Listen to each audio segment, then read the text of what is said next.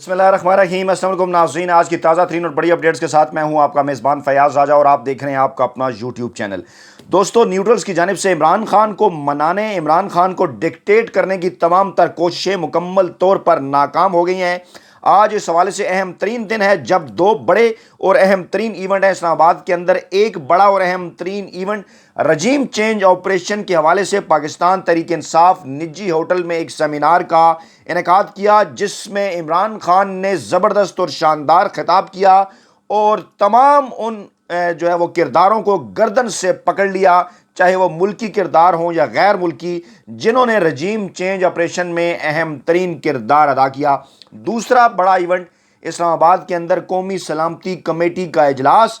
اور اس اجلاس کے اندر عسکری قیادت شریک، وفاقی حکومت شریک، شہباز شریف کی قیادت میں ہے بظاہر یہ ایونٹ، لیکن کہا یہ جانا چاہیے کہ ان دو بڑے ایونٹ کے میں ایک ایونٹ وہ اس میں عمران خان انتہائی اہم ترین آدمی، ایک طرف عمران خان، اور دوسرے ایونٹ کے اندر جنرل قمر جاوید باجوہ، کیونکہ عسکری قیادت کی جانب سے حکومت کے ساتھ ساتھ اتحادیوں کو بریفنگ دی جا رہی ہے۔ شرکاء کے نام آپ کے سامنے رکھوں گا،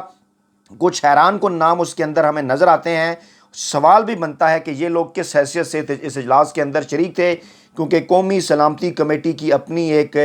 حیت ہے، اس کے اندر کون کون لوگ آتے ہیں۔ خیر، اتحادیوں کو بھی بلایا گیا تھا، لیکن ایک صوبائی وزیر اعلیٰ کی موجودگی اور دوسرے صوبے کے وزیر اعلیٰ کا موجود نہ ہونا کچھ سوالات بھی اٹھاتا ہے۔ لیکن پہلے بات کرتے ہیں رجیم چینج آپریشن کے حوالے سے سیمینار کی، اور جس میں فواد چودھری نے خطاب کیا، اور خطاب کرتے ہوئے سپریم کورٹ کے اپنے اندر اس کیس کا حوالہ دیا کہ جب وہ سپریم کورٹ کے اندر گئے تھے، معاملہ وہ چل رہا تھا، عمران خان نے اسمبلیاں توڑ دی تھیں، سو موٹو نوٹس تھا، اور وہ اپنا موقف دینے کے لیے گئے۔ جب سپریم کورٹ نے بلایا بلاول بھٹو زرداری کو اور شہباز شریف کو اور پوچھا کہ سیاستدان الیکشن سے کیوں بھاگ رہے ہیں، اس وقت ہم کچھ اور سوچ رہے تھے۔ پھر انہوں نے ایک واقعہ سنایا کہ ایک دن ہم صبح سویرے پہنچے، ذرا جلدی پہنچ گئے، ابھی دروازے بند تھے جہاں پر وہ سماعت ہونی تھی سپریم کورٹ کے، تو انہوں نے خود سے وہ لاک کھولا، اندر داخل ہوئے تو لاک شدہ کمرے کے اندر، یہ بڑا حیران کن انہوں نے انکشاف کیا کہ لاک شدہ کمرے کے اندر موجود تھے چیف الیکشن کمشنر اور سیکرٹری الیکشن کمیشن، جو کہ ایک بہت بڑا سوالیہ نشان ہے کہ وہ وہاں پر کیا کر رہے تھے، کیونکہ الیکشن کمیشن نے اپنی آئینی اور قانونی ذمہ داری سے انحراف کرتے ہوئے کہا تھا کہ وہ 3 ماہ کے اندر الیکشن نہیں کرا سکتے۔ پھر اس کے ساتھ ساتھ شیر مزاری نے اس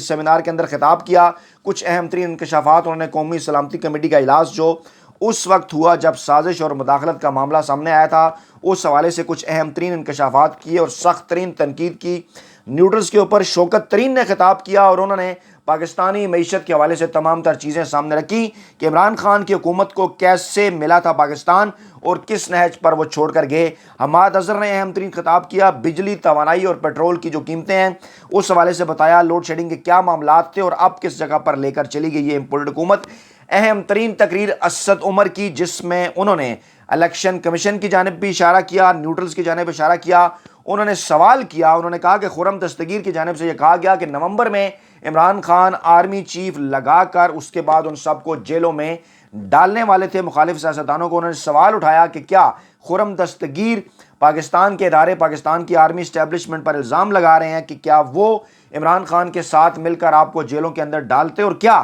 ملک کے اندر کوئی آزاد عدلیہ موجود نہ ہوتی، کیا وہ چیف جسٹس پاکستان کے اوپر بھی الزام لگا رہے ہیں۔ اس معاملے کے اوپر انہوں نے کہا کہ D J S P R کا بیان بھی آنا چاہیے، وہ انتظار کر رہے ہیں، اور سپریم کورٹ آف پاکستان کو اس حوالے سے سو موٹو نوٹس بھی لینا چاہیے۔ اس کے بعد جناب خطاب کیا عمران خان نے، زبردست اور شاندار خطاب۔ عمران خان نے بھی بات کا آغاز یہیں سے کیا کہ خرم دستگیر نے کہا کہ آرمی چیف میں اپنی مرضی کا لگانا چاہتا تھا، اللہ کو حاضر ناظر جان کر کہتا ہوں کہ میں نے یہ سوچا بھی نہیں تھا کہ نومبر میں کس کو آرمی چیف لگاؤں گا۔ انہوں نے کہا کہ انہوں نے یہ سوچ رکھا تھا کہ جب وقت آئے گا تو دیکھا جائے گا، کیونکہ میں صرف اور صرف میرٹ پر یقین رکھتا ہوں، اور جو میرٹ پر پورا اترتا اسے لگا دیتا۔ انہوں نے اپنے کرکٹنگ کیریئر کا حوالہ دیا، انہوں نے شوکت خانم ہاسپٹل کا، نمل یونیورسٹی کا حوالہ دیا کہ تمام جگہوں پر میرٹ کے اوپر تقرریاں کی گئیں، اور یہ تمام تر ادارے اس وقت بہترین کام کر رہے ہیں۔ انہوں نے کہا کہ خرم دستگیر نے یہ کہا کہ عمران خان اپنی مرضی کا آرمی چیف لگانا چاہتا تھا، اس بات کا کیا مقصد ہے؟ ان کا کہ عمران خان اپنی مرضی کا آرمی چیف لگانا چاہتا تھا۔ مرضی کا آرمی چیف وہ لگانا چاہتے ہیں جنہیں اپنی چوری کے باعث اداروں پر کنٹرول کرنے کا شوق ہوتا ہے، کیونکہ نواز شریف ہمیشہ سے پاکستان آرمی کو بھی پنجاب پولیس بنانا چاہتے تھے، اس لیے نواز شریف نے کبھی میرٹ پر کام نہیں کیا اور ہمیشہ میرٹ کو وائلیٹ کر کے اپنی مرضی کا آرمی چیف لگایا۔ جناب انہوں نے کہا کہ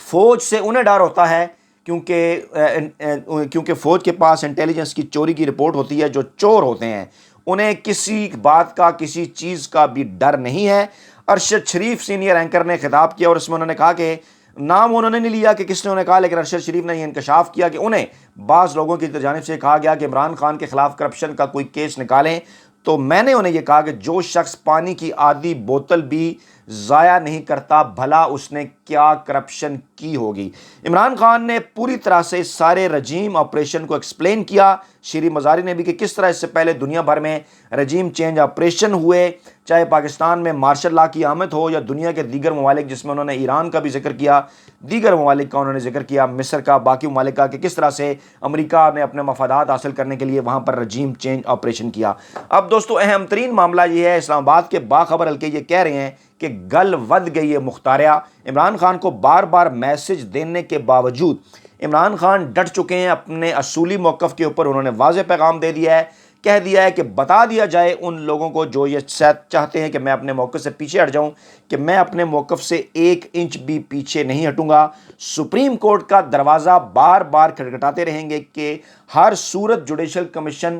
بننا چاہیے اس معاملے کے اوپر، جس معاملے میں رجیم چینج آپریشن کے ذریعے ہماری آئینی اور قانونی حکومت کو غیر آئینی اور غیر قانونی طریقے سے چینج کیا گیا اور ہمیں مدت جو ہے وہ اپنی پوری نہیں کرنے دی گئی۔ عمران خان کی اس تقریر سے اس بات کا اندازہ ہوتا ہے کہ معاملات اس وقت اس جگہ پر پہنچ چکے ہیں، اور ہمارے پاس معلومات بھی ہیں کہ جہاں نیوٹرلز کی جانب سے بار بار عمران خان سے رابطہ کرنے کی کوشش کی گئی، بار بار یہ کہا گیا کہ آپ ہمارے ساتھ مل بیٹھیں اور الیکشن کے لیے ڈیٹ مل کر طے کرتے ہیں، بات کرتے ہیں، گرینڈ نیشنل ڈائلاگ کرتے ہیں، لیکن آپ کے لیے حالات بہتر کرتے ہیں، لیکن آپ سائفر کی بات چھوڑ دیں، امریکی جو ہے وہ رجیم چینج آپریشن کے حوالے سے جو ہے وہ بات چھوڑ دیں۔ اب آپ کو بتاتے ہیں جناب، قومی سلامتی کمیٹی کے اجلاس کے اندر شہباز شریف کے ساتھ ساتھ اطلاعات ہیں کہ آصف زرداری نے شرکت کی، مولانا اسد محمود نے شرکت کی، مراد علی شاہ وزیر اعلیٰ سندھ نے شرکت کی۔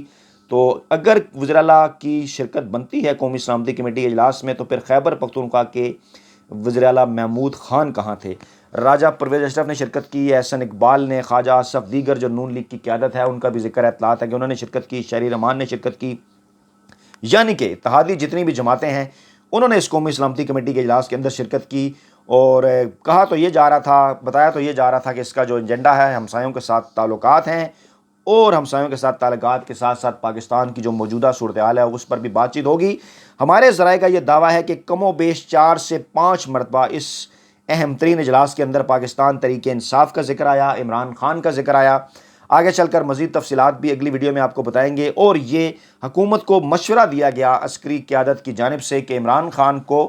آن بورڈ لیا جائے، ان سے بات چیت کرنے کی کوشش کی جائے، کیونکہ پاکستان کے اندر کوئی ایسا سسٹم نہیں چل سکتا جس سے عمران خان کو باہر رکھا جائے، کیونکہ بلا شبہ پاکستان تحریک انصاف پاکستان کی سب سے مقبول ترین سیاسی جماعت اور عمران خان پاکستان کے سب سے مقبول ترین سیاسی رہنما ہیں۔ تو وہ کون تھا، اس حوالے سے آج سارے راز کھولتے ہوئے نظر آئے۔ رجیم چینج آپریشن کے درمیان عمران خان سمیت پاکستان تحریک انصاف کے تقریباً تمام ہی رہنما سوشل میڈیا کے اوپر یہ بحث کیوں چل رہی ہے کہ آرمی چیف کا کورٹ مارشل ہو سکتا ہے اگر صدر مملکت اس حوالے سے چاہیں۔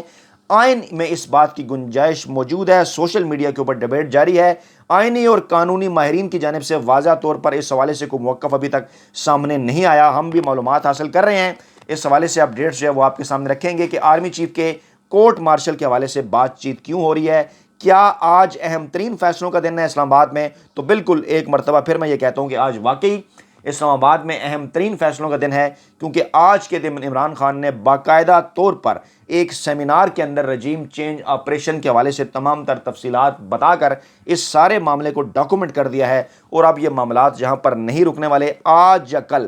جلد یا بدیر جوڈیشل کمیشن ضرور بنے گا اور تحقیقات ضرور ہوں گی اور کہانی کے سارے کردار ضرور سامنے آئیں گے۔ اپنا بہت خیال رکھیے گا، دعاؤں میں یاد رکھیے گا۔ نئی ویڈیو کے ساتھ جلد آپ کی خدمت میں حاضر ہوں گے۔ اللہ نے کے بعد